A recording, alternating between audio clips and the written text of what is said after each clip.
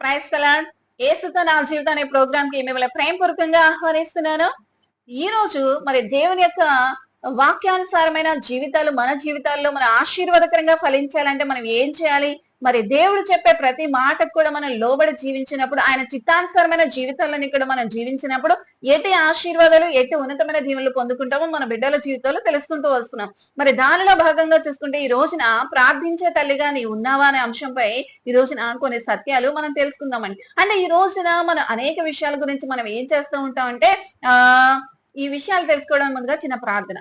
యేసయ్యా గొప్ప దేవుడా నీకు వందనాలు. శ్రేష్టమైన జ్ఞానంతో మీ బిడ్డలతో మీరు మాట్లాడమని యేసు పరిశుద్ధ నామమున ఈ ప్రార్థన సమర్పించుకుంటున్నాం తండ్రి.